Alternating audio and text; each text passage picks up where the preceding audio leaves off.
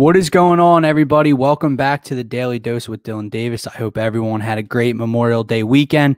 I am here with my man, Matt McGinty. Give him a follow on Twitter at Matt_McGinty.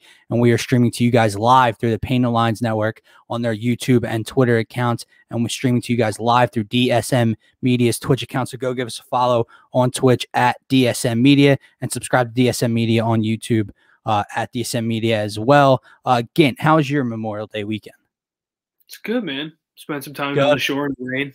Yeah. Down in the rain. Saw a win on Saturday. Unfortunately, we lost the series yesterday, which sucks. So the season's over. But, I mean, we'll get them next year, right?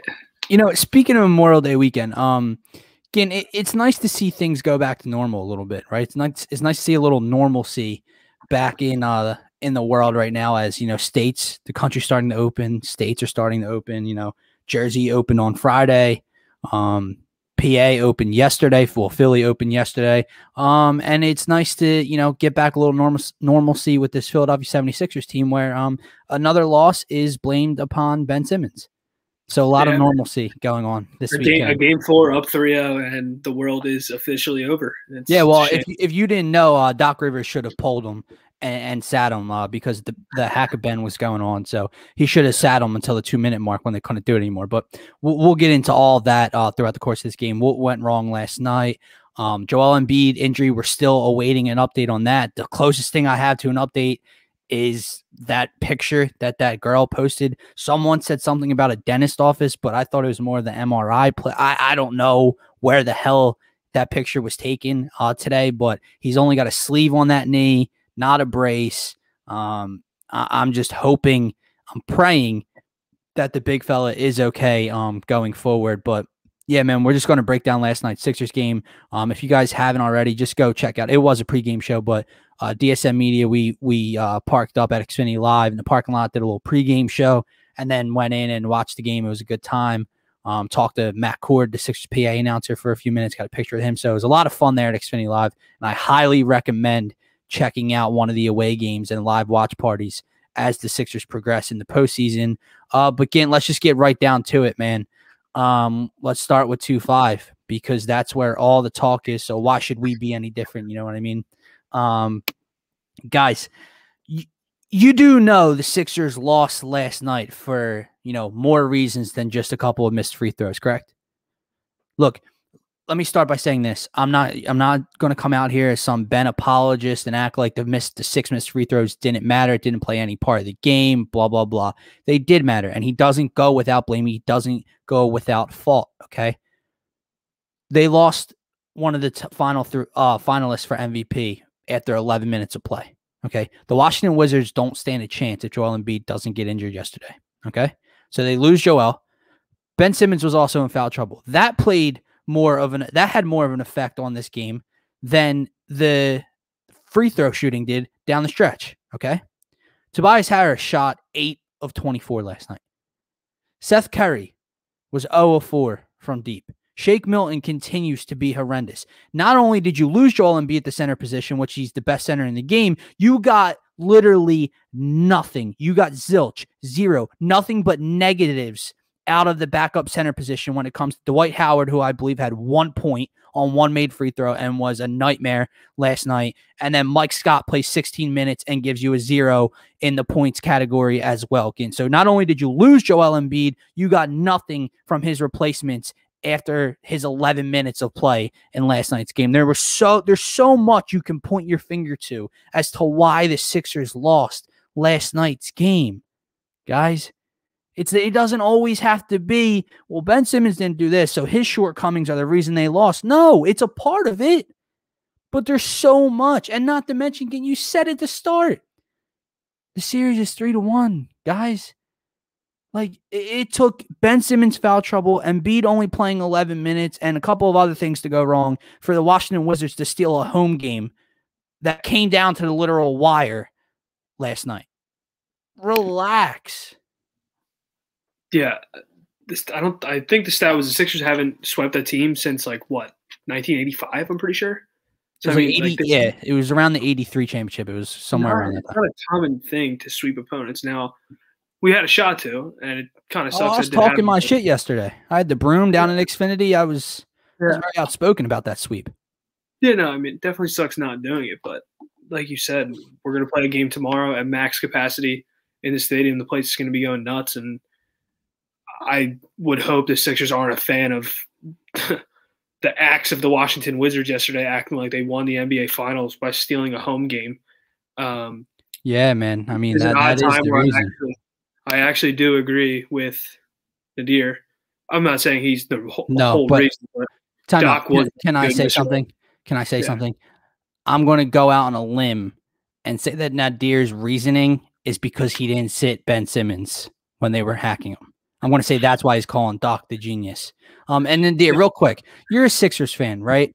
So if you're a Sixers fan as well, why are you saying you lost because of Doc the genius? So have you just been trolling us all this time? Like, I thought you were a Sixers fan as well.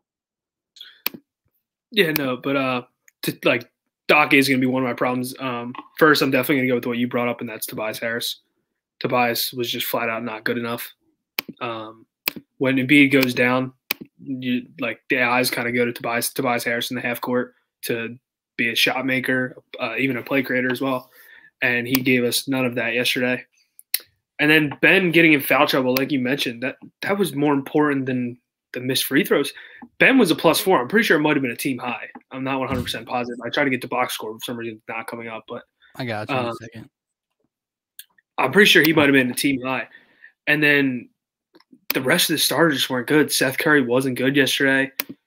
But I will say Doc pulling Maxey after his little stint and riding with Nadir's guy for Cork is, even though Cork had that good little spurt as well, so it was definitely a tough decision.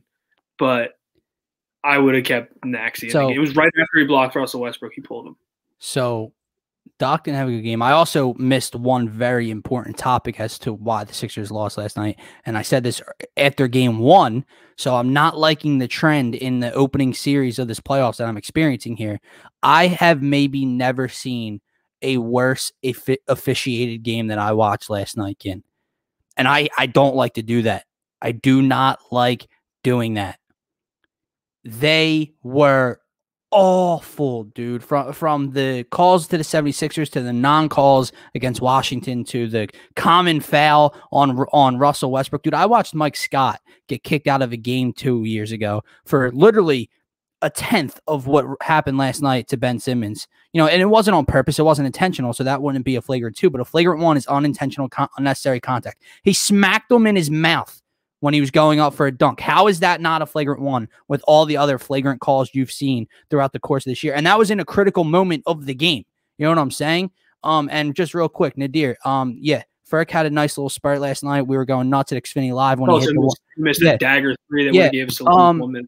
Yeah, how about maybe tell your boy to hit the cleanest, most open look the entire game had seen from the top of the key when he had all day to shoot it, and he hit front rim. He barely grazed the front of the rim. Not only did he miss it, hit the front rim, it led to the other way for a dunk. Yeah, right. Dunk. So tell but again, actually, I got the box score for you.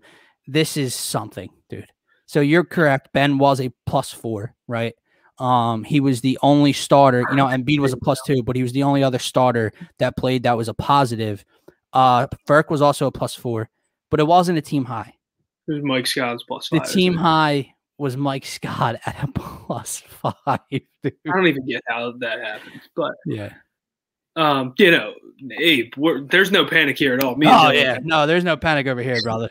Like we're gonna play tomorrow, and with the big fella or not, I think we win this game tomorrow by 15+ points. But I want to dive into another guy that we bring up often here, who played 7 minutes last night and was still a -4, and that's Shake Milton, man. I think it's time, and I talked about it last week, dude. That leash is getting shorter and shorter, my friend, and it might be done. I talked about it the other night, and I was like, I think he's going to play with him in this series, hoping he might be able to get a little hot hand going. And because he's been really good. We mentioned in the games he's good. He's really good. Sometimes he can get you 20+. He was playing good defense at a certain time in the season, but I don't think it's time. He is brutal, to say the least. Tyrese Maxey has deserved every minute of his, in my opinion. Maxey played 22 minutes last night, and Shake Milton only played 7. So I think that trend is coming. And dude, Dwight Howard is just getting abused by this center by committee thing Washington has going with. Dude, Robin Lopez. If I had to watch that, dude, please end the series tomorrow night for the simple fact that I cannot watch that dumbass hook shot go through the bottom of the net one more time. Oh, yeah, you obviously you weren't listening to the TNT broadcast. Yeah, we were actually. That's what they had on in Xfinity. Surprisingly, I don't know why they had that on in Xfinity. Reggie Miller was calling him Robin Lopez Jabbar, or Robin Abdul Lopez, or something. Dude, Reggie Miller is brutal in the booth, dude. Abe, I think I'm. I didn't even think of that, but I think I'm on that trend actually. Yeah, man. Hold on, I just have to, and I know we're trying to get away from the Ben thing, but we do have to reel it back in. And when we get to the, because some people disagree with Doc's post game comments. They wanted him to take Ben out, blah blah blah. So, am I overreacting by being pissed at Ben? But I'm a huge fan. But he needs to be better. And the fact that he doesn't seem to care to work on his flaws makes me livid. Been going on too long. No, you're not overreacting by being pissed at the missed free throws because it's frustrating to watch. What I'll say is you can't say he doesn't care to work on his flaws. Ben Simmons probably shoots how many free throws a day again with Sam Cassell? Every single day since Sam Cassell has been on the Sixers coaching staff, Ben Simmons probably shoots 100 plus. I don't know how many free throws a game. Okay. He works on his craft. That doesn't always mean that it's going to get better. Now, before the All-Star break, he was at 67%, 68%, whatever it was. What? I'm sorry. I just came across a tweet. Did you see NBC Washington's tweet? Yeah. That there will finally be basketball in June in Washington. They're going to play until June 2nd. My God, dude. I'm sorry. That was horrible. Yeah, they are bad, dude. Yeah. But Nadir, we will miss you next year, buddy. And then Abe, yeah, I mean, I'm not a big conspiracy theory guy over here, but something just wasn't right with yeah, no, I get it, man. He doesn't shoot the threes and he does it every day in warm-ups. Don't get me wrong, he is a polarizing, confusing player to watch. He's my favorite. Yeah, sure. But I'm just talking about last night's sample size. The 6 missed free throws were a contributor to the loss. They were not the reason that Twitter and everywhere you look is talking about today, like it would seem it would be. It's seeming like Ben Simmons missed 6 free throws and the Sixers lost by 2. And if he just hits a few more, they win. No, they lost by 8. Okay. Embiid was out. Washington doesn't stand a chance. They got all that fake bravado, those fake, beer muscles, the fake strength when Embiid went down. Russ starts, snaring at the crowd, starts flexing. Bradley Beal goes back to talking a little shit. Rui Hachimura is flexing. That's another thing. Hold on. Let's stop acting like Rui Hachimura is going to come out and drop 20 plus again. Never, ever, ever again is that going to happen tomorrow night at the Wells Fargo Center. And, we're sitting here waiting on a Joel Embiid injury. No, I'm not comparing the two players whatsoever, but let's not act like them losing Davis Bertans does not hurt, because it does for them. And he's out for the rest of the season. So I definitely agree with that. Also sucks to see a player get injured, but also, to mention another reason of loss, your 4 3-point shooters that are supposed to, probably you'd hope Danny Green, Seth Curry, and Tobias Harris shoot a combined 40%, went 4 of 17, I believe, last night, or some 4 of 20 or something horrible. Yeah, Danny was 3 of 8. Seth was 0 for 4. Mike Scott somehow ended up chucking up 3 or 4 of them. Yeah, didn't come close. There was a CVS receipt of reasons you lost this game. And to bring it up again, because Mark commented, he is right. But dude, how is Dwight getting killed by these guys? I don't know, dude. I don't know. I know the issue Mark has talked about all season with Dwight was just him playing alongside Ben and how it's treacherous to the team. And at first, we were all kind of kidding around, oh, it's not that big of a deal. And it's becoming for me, the problem is him just getting killed by bad players. Robin Lopez can't come in and just don't even know how this baby hook keeps going in, but it just keeps going in, and it seems like the They have whites no on answer. the end of it every time. Dude, and that's another thing. Like that again, with your CVS receipt of reasons and explanations why the Sixers lost last night, they got killed on the glass. They got killed on transition buckets. They got beat with points in the paint because Embiid wasn't there. They only shot like 42% from the field. They shot like 33% from three. They shot under 70% from the free throw line. It was a bad night. It was one of those nights, Ganton, where even take the Embiid injury aside and the Ben foul trouble aside, it was one of those things that we talk about all the time with how could the Sixers possibly lose a game to Washington? Last night's the perfect example. By not knocking down those shots, by Seth being 0 for 4 from deep. Danny hit 3 of them. But outside of that, you didn't really get anything from deep. George Hill was really good off the bench. Tyrese Maxey, if there's one thing I learned from last night, not even just the negative of Shake Milton, Tyrese Maxey's got stones, dude. That kid's got stones. The age factor, we were asked a question on DSM Media tailgate yesterday. One thing, it might have been Abe, I forget. If, he's just hopeful that, the age doesn't show. It's only round one. It's only the Washington Wizards. That kid played tight, meaningful playoff basketball down the stretch in the fourth quarter. Didn't shy away from the moment. Had the ball in his hands. Hit a couple big threes. Hit that one ridiculous buzzer beater three or whatever. Got to the rack. Stuffed Russ the one time after the 1-3 at the top of the key. That kid's got stones. He's not afraid of the moment. That's the one bright spot that I can take away from last night. Him and George Hill, even Tease. I don't know what he shot, but he had like 8 points in his run last night. Yeah, he made a couple, but for some reason he was a -9. I don't really know. It was a weird night, dude. I'm pretty sure Bradley Beal had 0 points on 8 possessions against Matisse Thybulle last night or something. I read. So and then the other thing, Russell Westbrook had this historic stat line. He was the only player in NBA history to put up that stat line in the postseason. He shot 3 of 19. Yeah, it was dude. Really, I cannot believe he shoot 3 of 19 and flex on national television ever again. Ever again.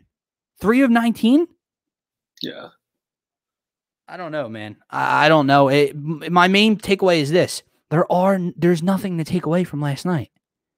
Yeah. There's not, if you have any, besides the little tidbits within, we're talking about Maxey being a positive, Shake continuing struggling. Those are little things. But if you're looking at this hindsight, Toby, yeah, we're blaming Toby, right? That's not a knock on Toby going forward. We're blaming Ben for the free throws. That's not a knock on Ben going forward. Joel got hurt. That doesn't happen if Joel's playing, right? So if you take anything away from this game, being scared or, oh my God, they lost to the Washington Wizards, how could they do that? Like you said earlier, dude, it's not that easy to sweep a team. And when you have the fouls going the way they were last night, like Abe's talking about, and you just, the way it played out just wasn't going to go their way last night. And I hate to say this, but we were sitting in our group last night at Xfinity, and even within the third quarter, I think we were only down by 4 or 5. And it was just they're not going to win this game. And then they came back and it was tied down the stretch, and we were all into, but it just never felt like in the second half that the Sixers were going to hold on. When Tyrese hit the 3, I was like, all right, I think they're going to win this game. That was the turning point for me. But then I'm pretty sure, I think that was when I think Gafford had that putback slam. It was a monster slam. He was screaming like he was DeAndre Jordan in his prime. But like you said, it's something to move on from. I will ask you this, though. Let's say Joel doesn't play tomorrow. How do you think they go about this? I think Doc's not going to shy away from what he's been doing against the Wizards. I think you're going to see Dwight Howard. I think you're going to see Mike Scott start. And we're going to be ripping our hair out. Regardless, I agree with what you said earlier. This team definitely is a different team without Joel Embiid, obviously. Yeah, dude, that was another thing. I got a text last night when Embiid was out, and it was, man, this team doesn't look very good without Joel Embiid. I was like, who texted you that? You don't want to drop a name, don't you? But no, do I know him? No, he did go to school, but I don't think you know him. He went to school with us. But hold on, I just have something to say. Duh. Yeah. What do you mean they don't? What do you mean? He's an MVP finalist. Obviously, they don't look the freaking same. And again, to throw it all together in a big pot here, Ben was also in foul trouble, missing a lot of time throughout the course of this game, right? So you're missing your two best players, and your third best player, your second best option offensively, shot like 8 of 24, okay? No duh, they didn't look very good last night. It's not that hard to put together. So you don't think there's any chance he plays Ben at the 5? No, I would love it, but no. So you think Mike Scott would start? Yep. Because I think he thinks they can beat the Sixers. I think he thinks they can beat Washington even without Joel Embiid and without having to, change strategically that way. We've done a lot for Mike Scott, truthfully. Mike Scott should be out of the NBA currently. And I know I was on that trolley train where I was like, justice for Mike Scott, but like, dude, knock a couple shots for us down. Like, knock a couple down. Like, holy smokes, because you can't, like, they're just going to leave him open. And it kind of eliminates Ben in the dunker spot entirely because of that. And that, like, Dwight Wayne with Ben in the dunker spot does nothing. But I said to you earlier, I was like, I think I would start Maxey or Thibault, one of the two. And the other one gets a bigger chunk of the minutes. I'd probably start Tease because you would need his offense less in the starting. You know what I mean? Like you need that offense off the bench when it comes to Maxey or something like that. And Tease, you want to need him he's probably like the fourth option in the starters or fifth option with the starters. I know you don't like his fit on the team. No, if you're talking about the trade, when we had previous discussions about Maxey going forward and him being offered in trades, and I just said, like, as a starting point guard, you have Ben Simmons. He's 24 years old. I was throwing Shake in there at the time because he was playing well. See ya. So now I love Tyrese Maxey. I love his fit now because he can be a backup point guard. He could probably play off ball or it'll work. Okay. But I said it a couple minutes ago. Kid's got stones, dude, and he's not shying away from the moment. He looks like he's built for the damn moment. And he's producing. It's not even like he's just like being aggressive and he looks like he fits in. He's literally producing offensively and defensively in clutch minutes in a tight ball game in the postseason. But yeah, as far as dude, yeah. I can't stand Raul Neto. We're good, Teddy. How was your Memorial Day weekend? Yeah, how are you, Teddy? But Neto, yeah, dude, he hit that 1-3, and I was like, "Are you joking me, dude?" I think that might have been right after Maxey hit his. Yeah. But to get back to the point of Game 5, regardless if there's Embiid or no Embiid, the Washington Wizards probably shouldn't even take the trip down to Philadelphia because they're going to get smacked. If Embiid plays, they're losing by 45. If Embiid doesn't play, they're losing by like 18, 20. Okay, they're getting smacked tomorrow night at the Wells Fargo Center, and I can't wait for it. Again, what else can you really talk about from last night? Like you said, there's just all right. Let's talk about the Hack of Ben thing for a second, right? So I know we both agree on this, but I want to get some of the commenters' point of views on this. What do you guys think that Doc should have done or should do going forward if Washington tries to deploy this Hack of Ben thing down the stretch? Obviously, they can't do it in the final 2 minutes of the game, but I know what Gint's stance is, and mine is, no, you don't take him off the floor. You can't take him off the floor, and you can't. Like, he just has to go up there and knock him down. And at 50%, if you take him off the floor, you're banking on two things, right? That he's going to miss, and then you're banking that Washington's automatically going to score on the other end. That's what you're banking on, essentially, right? So all it takes is for him to go up there and knock 2 in a row down. That's it. Then that shit stops. If he knocks 2 in a row down, then if he goes 3 for 4, that shit stops, man. And not to mention, like, here's the other thing. If you're a Ben hater, if no, you don't. Like, I asked for your opinion, so that is your opinion, and I respect it, but I respectfully disagree. Right. No, you don't take him out. If you are a Ben supporter or a Ben hater, it doesn't really matter. Again, you can't, how me and you say, or how a lot of people say, well, he doesn't shoot, but he does this, and that very well, right? So you're just going to take this, and that off the floor in crunch time from one of your all-stars? No. You can't. And we've seen this, and we've seen teams do this. Like, they do this to Giannis. Giannis doesn't get taken off the floor. They did it to Shaquille O'Neal, and I understand Shaquille O'Neal is an all-time NBA great, but you don't take them off the floor because of this. No, it can't happen. No, and then not just that. Then so I say how you're banking on him missing and you're banking on Washington scoring. Then you're also banking on the fact that if you take him out and they don't foul you now because Ben's not in the game, that you're going to score. Yeah. You're banking on all these things to happen. You're eliminating your best playmaker. Right. And then what? So you're going to take Ben off the floor. You're going to take Ben off the floor, right? Tease isn't giving you anything offensively. So if he's out there just for defense, if he's not out there, who's guarding George Hill? No, but most teams, listen, okay, this is another thing I need to throw out here real quick. Again, for anyone that thinks this is going to, like, Washington just figured out, like, this big mystery of what to do against the Sixers in a close game, the only reason the Wizards are doing this is because they're not good enough to beat the Sixers. So they got to do anything they can to scratch and claw their way to a victory. The Hawks, I don't know if the Hawks are doing. You get to Brooklyn, you get to Milwaukee, you get to the finals, whoever's out west, they're not hacking Ben, dude, because they don't need. This is the Wizards' way of trying. They saw that they could win a game, and this is what they tried to do. I also have a stat for you guys. Again, I think I shared this with you before the show, right? I didn't say it. I didn't say it before, right, on the show. I don't think so. Well, here when it gets to the hack of Ben thing, since everyone's up in arms about his free throw shooting. Leading up to the 2-minute mark, meaning when they can't hack him anymore, Ben was fouled 4 times. He went 4 for 8, so he knocked 1 of 2 down every time, okay? The Wizards were a +2 over those possessions. So they only got a 2-point advantage with the 2-minute mark coming up. The Sixers gave up 12 points in the final 2 minutes. That's where the focus should be on.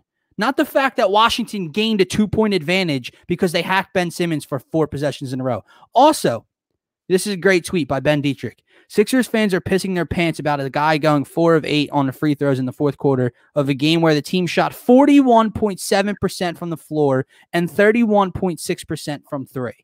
Okay, so you guys can all bitch and moan and complain about the 4 missed free throws in crunch time, or you can say, oh, maybe if Seth hit that open 3, maybe if your boy Ferk Nadir hit the most open look anyone is going to see in the entire NBA playoffs from the top of the key and not hardly skim the front of the rim. Maybe if a bunch of things happen. Maybe if Tobias Harris shoots 12 of 24, maybe if he shoots 11 of 24, the game's different, right? But no, you guys are going to take those free throws because it's the agenda, it's the narrative, it's what he doesn't do well. And oh my God, because they were quiet the other day, right? When he was 22, 8, and 9, they had nothing to say, right? But now that they lost the game and that they could point their finger to that, he missed 4 free throws. He went 4 of 8 down the line. That's why the Sixers lost. Come on, man. Be better. We're reaching. The fact that it's the only thing being talked about today is mind-numbing to me. People are less worried about Joel Embiid. They're more worried about Ben Simmons missing a couple free throws in one loss than they are about Joel Embiid's health. And maybe that's because there shouldn't be anything to worry about with Joel Embiid, and I hope so. But it's mind-numbing to me, dude. Yeah, I agree. I mean, I think we all saw this coming, and I do agree with on the Hunt's point there. I mean, I agree to a sense. That's not the reason they lost the game. They still had. They had a shot to win the game, essentially. I mean, you think about it. If Ferk drills that 3, they're up 1. I don't know how much exact time was left, but that was literally a 5-point swing. You could have got 3 points. Instead, you gave up 2 points on a wide-open dunk. So that was definitely a game-turning play, not, like you said, going 50% from the line. To be fair, they complained when we won, but he only scored 6. It's the truth, man. But my point is, they're extremely quiet when he performs, and when he does it, or when he has a little shortcoming in his game, and the night when he played the fourth quarter and had 22, 9, and 8, there wasn't a peep.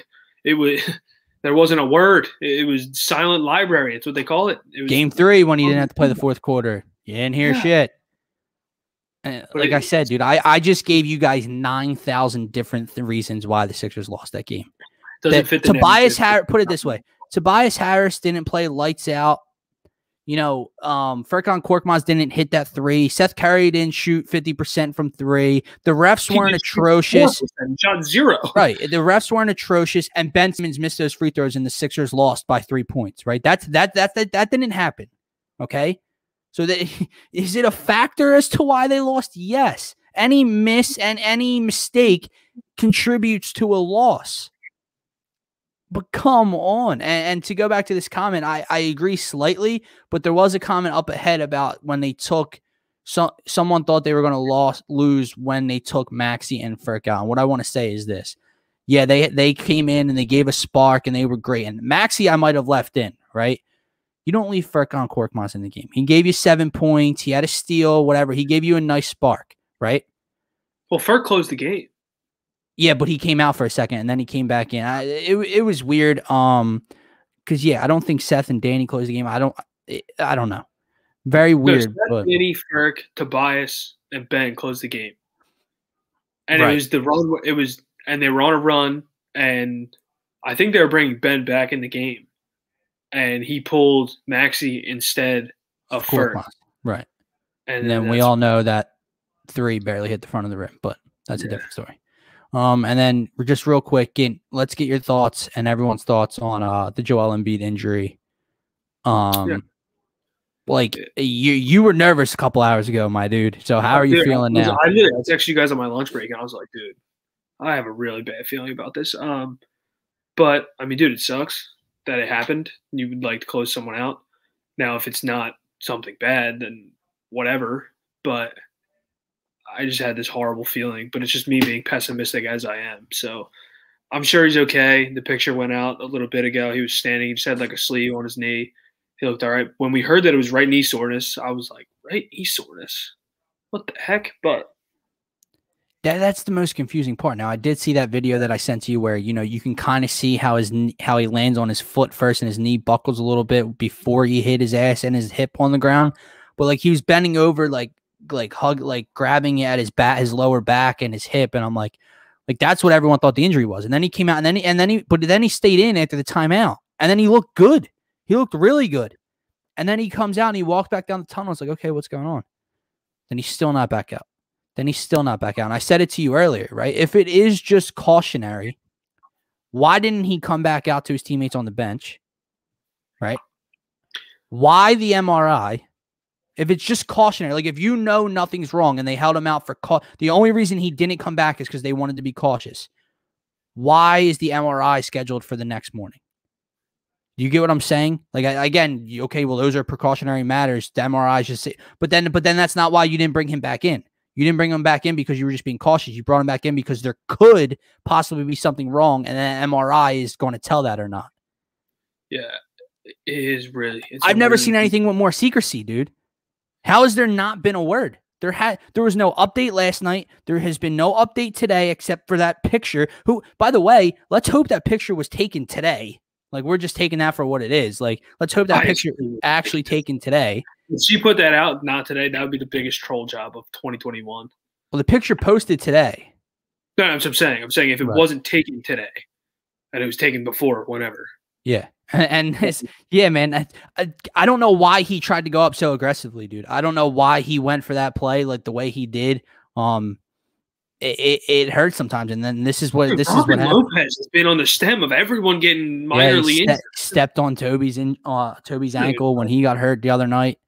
But regardless, man, I think that they spanked the Washington Wizards. Obviously, we're going to need Joel Embiid to be okay, not just for Game 5 or Game 6 whenever he plays, but going forward, clearly. Again, let me ask you this, because there are some people out there with this mindset, like, if he's okay, but they want to be cautious, would you play him in game? Like, some people are saying, like, would you be mad if they didn't play him in Game 5 at home because they think they can still beat Washington without him, just to rest them up and be cautious more? And then, you move on. Or do you bury them? Because that was my thing with last night, right? Like, okay, let's say you are just being cautious. But why not? If it was just being cautious, why not just have the mindset of, let's take them out, right? Let's end them now. And then he gets extra days rest the rest of this week or whatever. I don't know what I'd do. Thank God I don't have to make that decision. I'd probably still sit him. If there is something lingering and it could be an issue, I'd probably sit him. I mean, worst comes to worst, he plays a Game 6. And if it still lingers, worst comes to worst, he plays a Game 7. If this series gets to Game 7, I'm out, bro. I think we're going to win tomorrow with or without Joel Embiid, which is another reason why I'd probably sit him. But I mean, it all depends on the severity. We don't know. No one knows. Yeah. I don't even. Hopefully, no one knows they know. anything. That's the biggest thing. Yeah. I'm assuming they know by now. So, and then that's the other tricky thing with this whole thing. Before we wrap up here, is what left knee soreness doesn't equate to MRI following day. You get what I'm saying here? Left knee injury, left knee contusion, left knee something, left knee soreness. That's like saying, oh, because it's the same knee that he hurt in Washington before, right? Okay, so then you're alluding to the fact that it's just sore because it's a previous injury and we want to be cautious.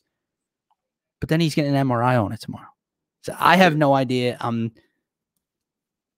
quick, praying that he is okay. Again, we'll iron out the details if we're going to be going live tomorrow before Game 5 or not. But if we're not, just in case, let's get your picks for tomorrow night. Do the Sixers? I mean, we've said it a couple times already, our thoughts, but.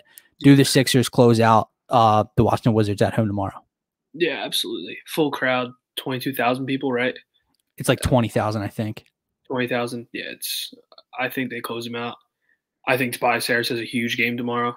I mean, dude, it wasn't like he was taking. Actually, he did go on like that 3-minute stint where he got blocked 18 times in a row. I've never seen anything like it. Yeah, I was gonna say it sounded like he wasn't taking bad shots, but it kind of was. Seth Curry's not going to go for 4 from 3 at home. Danny Green's not going to go 3 of 8. Tobias Harris isn't going to go 1 of 5. Hopefully, Shake's done and Tyrese will play about 25 minutes, and we'll shut the door and we'll move on to probably Atlanta, right? Yeah, that game's on tomorrow as well. Going back to Abe's conspiracy theory, maybe they just wanted both of these series wrap up on the same night, everyone, and then start fresh or whatever. But we'll definitely see. I agree. I think business gets taken care of tomorrow. I think that Washington finally got their game to steal everything, just like in Game 1, when Embiid got into foul trouble and all these things were going the wrong way. Washington couldn't pull it out. Last night, Embiid hurt, Simmons foul trouble, everything like that goes their way, and they finally squeak one out at home, and the door gets slammed in their face tomorrow night in front of a full capacity Wells Fargo Center. I agree. I think Tobias Harris has a huge game tomorrow night. And, I'll say the same thing. I think Ben Simmons has a huge game tomorrow night. Ben's going 7 for 10 from the line. Yeah, I think he responds, he responds how he did after Game 1 when everyone, was bitching and complaining. And I think him stepping up to the podium last night to answer questions was also a good sign too, like not just refusing to talk to the media after a poor one. All that was going to come out. But yeah, I think they win. And what else? The only key to the game I can give you is this. Because like I said, I think they win without the big fellow or with them, right? Is the fact that obviously, you have to hit perimeter jump shots. Seth Curry can't go 0 for 4. Like the role players need to hit their shots. Tobias Harris needs to shoot better, right? That's step 1. Step 2 is what we keep saying, what you can't do with lesser competition. And this team that has little to no life, you can't give them life. And when you allow them to stick around and, again, did the Sixers allow them or did the injury and foul trouble and the calls all go into it, whatever, but Washington continued to get stronger and stronger and get confidence and, damn, like we can win this thing. Right. And, so step on their throat early from the opening jump and don't take your foot off until the clock hits 0. And that's a wrap, dude. But I can't wait to see this full capacity crowd, hear this full capacity crowd tomorrow night. And yeah, Washington did put out that they will be playing. There will be basketball in Washington in June. Well, June 2nd around 9:15, 9:30 is as far into June as the Washington Wizards are getting. For myself, you can give me a follow on Twitter at DylanJD98. My man Gint, give him a follow at Matt_McGinty. And guys, please go check us out at DSM Media on YouTube. Hit that subscribe button. Check us out on Twitch at DSM Media and give us a follow on TikTok as well. Where we'll be clipping a lot of stuff and posting a lot of cool content there from our shows as well. And give my man Scotty, who's also a part of DSM Media, one of the founders, at Scotty Drowned. Have a good night and go Sixers.